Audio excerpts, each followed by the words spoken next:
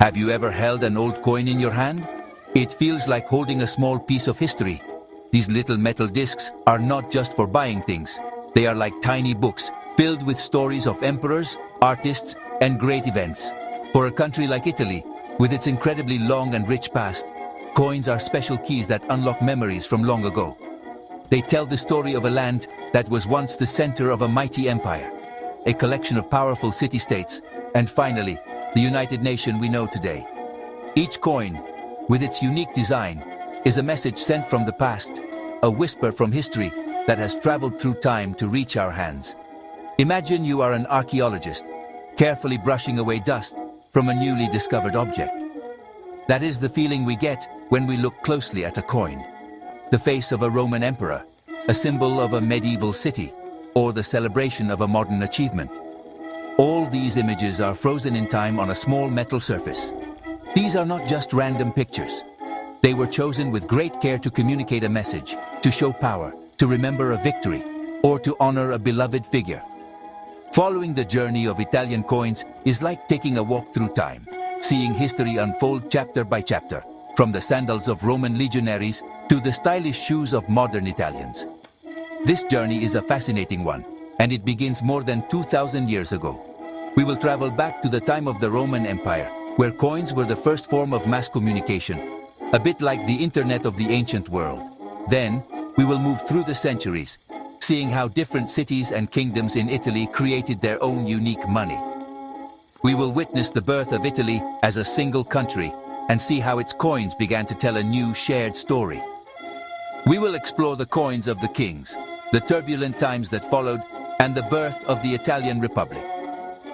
Finally, our adventure will bring us to the present day, to the coins we use now, the euro. Even these modern coins carry on the ancient tradition of telling stories. From special collector's editions to the common €2 coins that celebrate important anniversaries, the story continues. So, let us begin our exploration. Let's open these tiny metal books and read the incredible story of Italy, one coin at a time. It is a story of art, power, and identity, a story that fits perfectly in the palm of your hand. Our story begins in ancient Rome. Long before newspapers or television, the Roman emperors needed a way to speak to everyone in their vast empire. How could they show their faces, announce their victories, and spread their ideas to people in faraway lands like Britain or Egypt? The answer was simple and brilliant: coins. Every time a Roman citizen paid for bread or wine, they held a piece of imperial propaganda in their hand. A coin was like a tiny traveling billboard. On one side, you would often see the portrait of the current emperor, a constant reminder of who was in charge. This was incredibly important for new emperors who needed to establish their authority quickly. The other side of the coin, called the reverse, was where the real storytelling happened. Here, the emperor could celebrate a great military victory by showing captured enemies or a triumphal arch. He could promise peace and prosperity by using images of goddesses like Pax, peace, or Abundantia, abundance.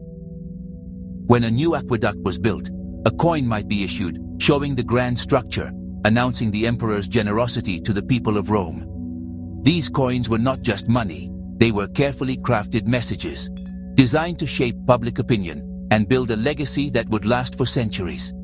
For example, when the famous Colosseum was completed, the Emperor Titus issued a special coin to celebrate it. The coin showed the massive amphitheater in incredible detail, so even people who would never visit Rome could marvel at its grandeur. Another emperor, Trajan, famous for his public works, created a series of coins showing the new port he built at Ostia and the impressive bridge he constructed over the Danube River. These coins told the story of a growing, thriving, and well-managed empire. They were a source of pride for Roman citizens and a powerful symbol of Roman engineering and strength. Even events within the imperial family were recorded on coins. An empress might appear on a coin to emphasize the stability of the dynasty and the promise of a future heir. When an emperor adopted a successor, coins would be minted with both of their portraits to ensure a smooth transition of power. In this way, the coins of the Roman Empire created a visual timeline of its history. They are not just artifacts for collectors. They are primary sources for historians, offering a direct glimpse into the messages the most powerful rulers in the world wanted to send to their people. They established a tradition that would echo through Italian history for millennia. After the fall of the Roman Empire, Italy did not remain a single unified territory. For over 1,000 years, the peninsula was a colorful but fragmented mosaic of different states.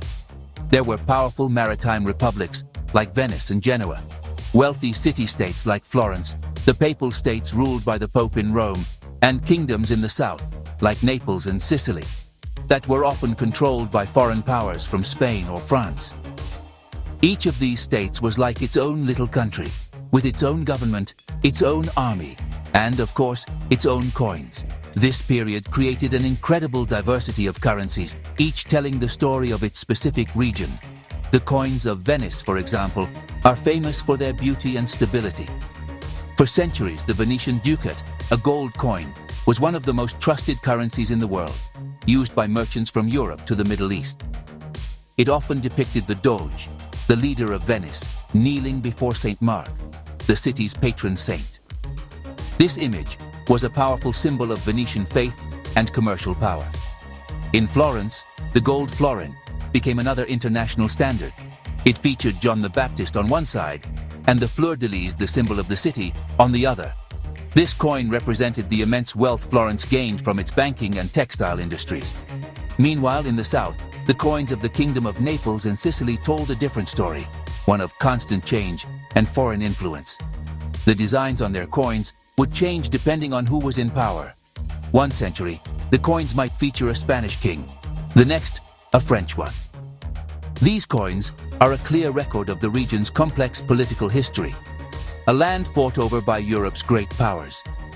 In the center of Italy, the Papal States minted coins that were unique in their own right. They often featured the Pope's coat of arms, religious symbols, or images of saints, reminding everyone of the Church's spiritual and temporal authority. Looking at these coins today is like taking a tour of pre-unification Italy. Each one, the Venetian ducat, the Florentine florin, the Neapolitan carlino, is a distinct artifact from a lost world.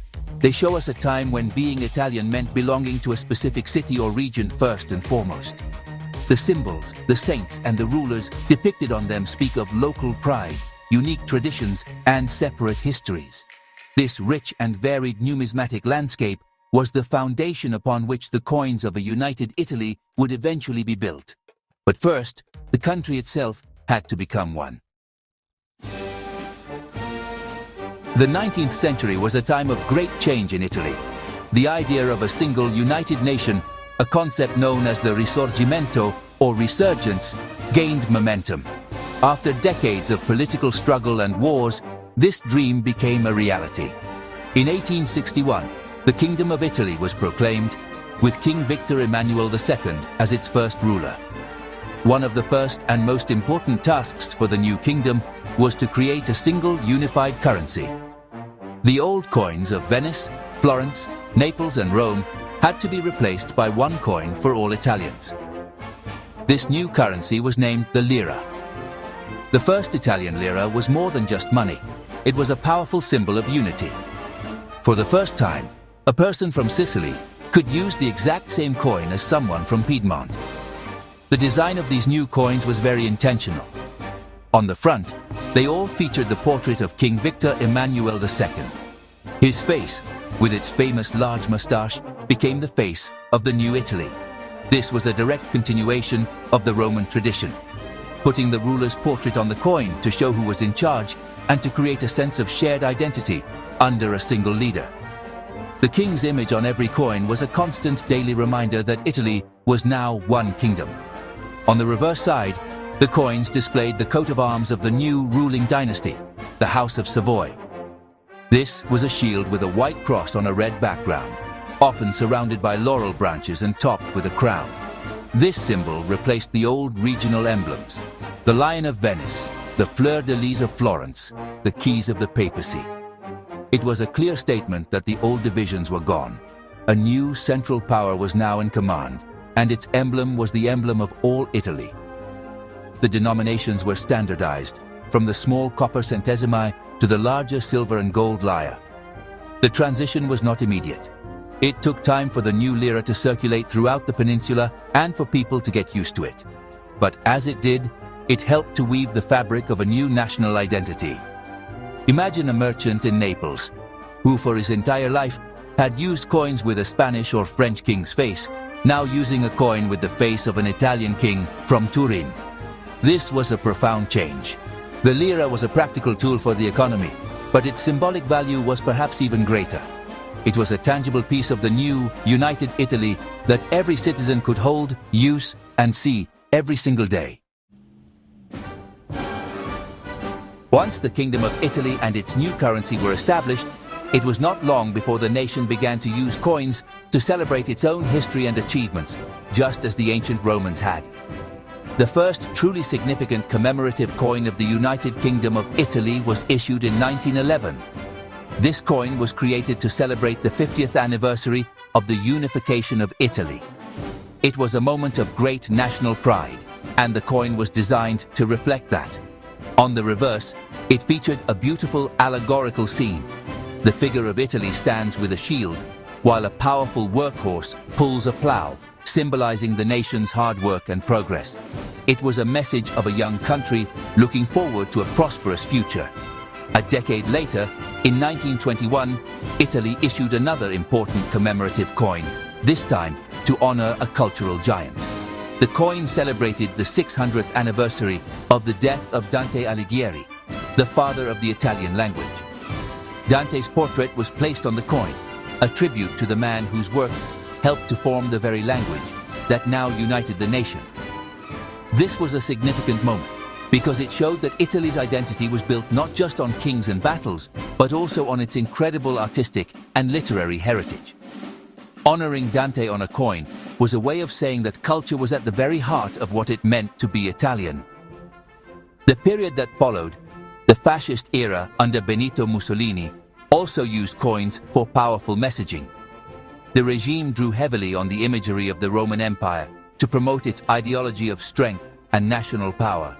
Coins from this time often featured symbols like the fasces, a bundle of rods with an axe, which was an ancient Roman symbol of authority. One famous and imposing coin, the 100 lyre gold piece from 1925, shows King Victor Emmanuel III on one side, and on the other, a powerful male figure in a Roman toga performing a salute. The message was clear. The new Italy saw itself as the heir to the Roman Empire. After the turmoil of World War II, Italy's journey took another dramatic turn.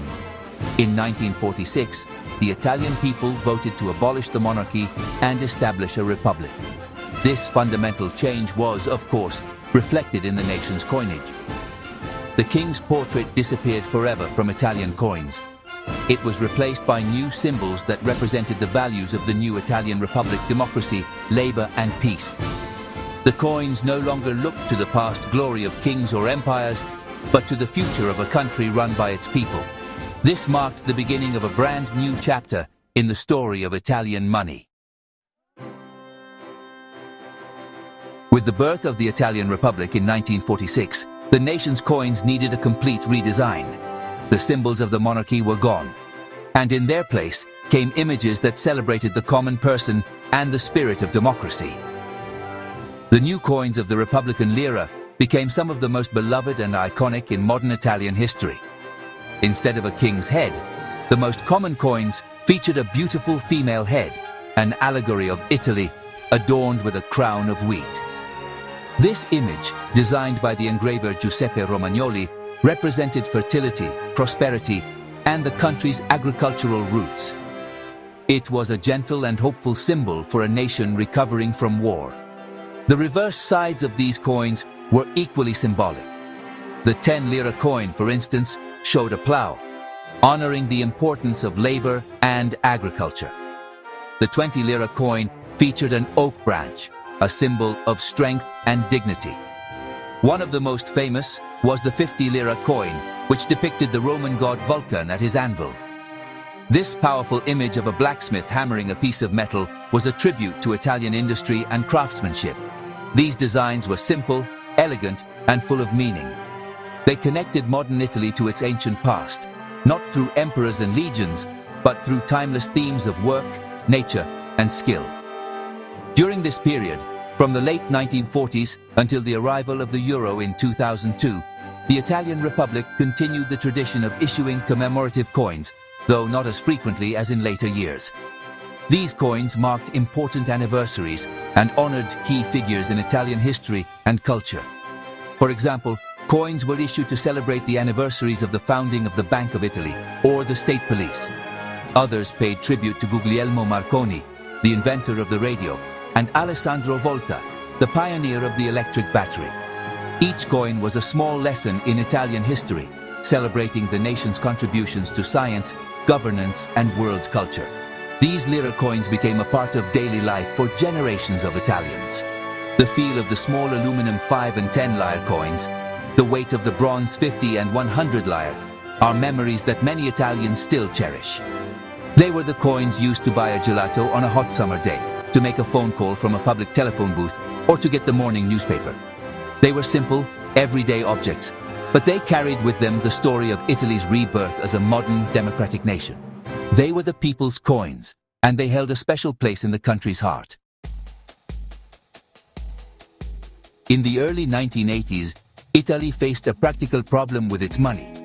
Inflation had made the smaller lira coins almost worthless, and the public was increasingly using tokens called gettoni telefonici, or even candy as small change. The government needed a higher value coin that was easy to distinguish and difficult to counterfeit. The solution, introduced in 1982, was revolutionary.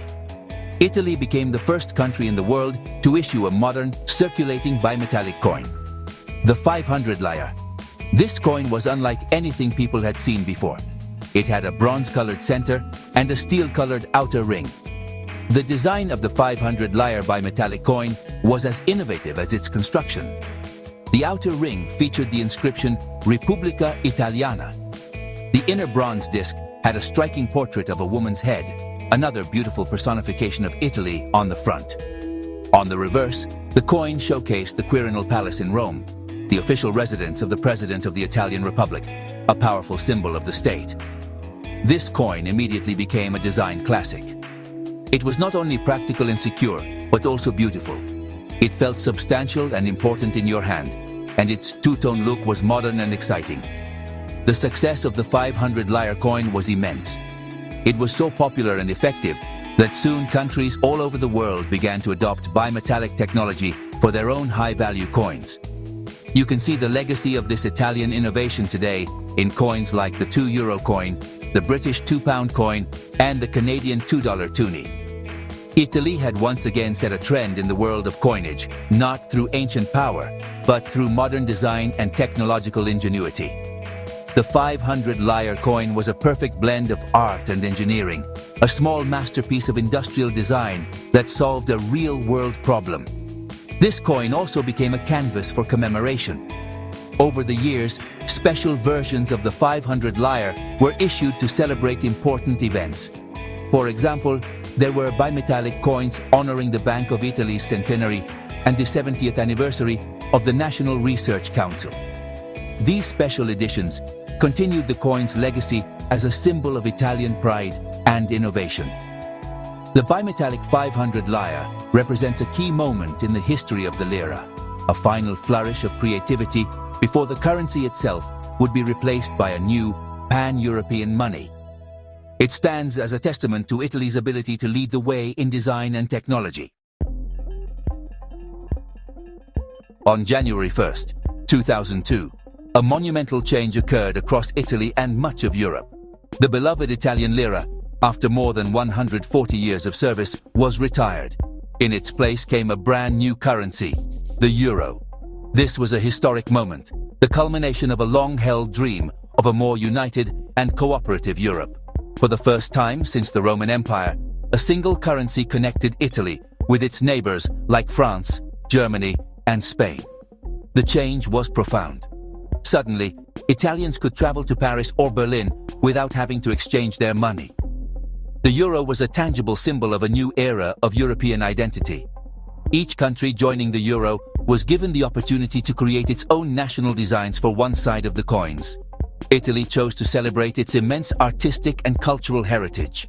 The Italian euro coins are like a miniature museum of national treasures. The 1 euro coin features the famous Vitruvian Man by Leonardo da Vinci, a perfect symbol of the Renaissance and the harmony between art and science. The 2 euro coin displays a portrait of Dante Alighieri, drawn by another Renaissance master, Raphael. Other coins showcase ancient wonders like the Colosseum on the 5-cent coin and masterpieces of art like Botticelli's Venus on the 10-cent coin. The most exciting part of the euro era for coin collectors is the special 2 euro commemorative coin program. Since 2004, every country in the Eurozone can issue a limited number of 2 euro coins with special designs to celebrate important national or European events. These coins are legal tender everywhere in the Eurozone, but their unique designs make them highly sought after by collectors. Italy has used its 2 euro commemoratives to honor a wide range of subjects. The 2006 Winter Olympics in Turin, the 150th anniversary of Italian unification, and the birthdays of famous Italians like composer Giuseppe Verdi and scientist Galileo Galilei. Beyond the circulating 2 euro coins, the Italian Mint also produces a stunning array of collector coins in silver and gold. These are not intended for everyday use, but are works of art in their own right. They celebrate everything from Italian excellence in fashion, like Giorgio Armani, and automotive design, such as the iconic Fiat 500 and the Vespa, to famous foods like pizza and pasta. These coins often feature vibrant colors and innovative designs, pushing the boundaries of what a coin can be. They continue the ancient tradition of using metal to tell stories. But now the stories are about modern Italy's creativity, style, and unique way of life. From the denarius of a Roman emperor to the modern 2 euro coin celebrating a European treaty, the coins of Italy have acted as tiny, durable storytellers. They have chronicled the rise and fall of empires, the pride of independent city-states, the birth of a unified kingdom, and the hopes of a modern republic. Each coin is a snapshot of its time, capturing the values, ambitions, and identity of the people who made and used it. Holding a coin from a different era is like holding a direct connection to that past, a message in metal that has survived the centuries. They are more than currency. They are historical documents accessible to everyone. We have seen how Roman emperors used coins as a form of mass communication, spreading their image and achievements across a vast territory. We have marveled at the artistic diversity of the coins from Venice, Florence, and Naples, each reflecting a unique local pride. The journey continued with the first lira of a united Italy, a powerful symbol of a nation finally made whole, bearing the face of its king. This was followed by coins that celebrated the nation's cultural heroes, like Dante, and later, the symbols of labor and democracy that defined the new republic after World War II. The story of Italian coins is also a story of innovation. The introduction of the world's first modern bimetallic coin, the 500 lire, showed Italy's flair for design and its ability to find elegant solutions to practical problems. This spirit of creativity continues today in the Euro era, with Italy choosing to display its greatest artistic masterpieces on its coins for all of Europe to see.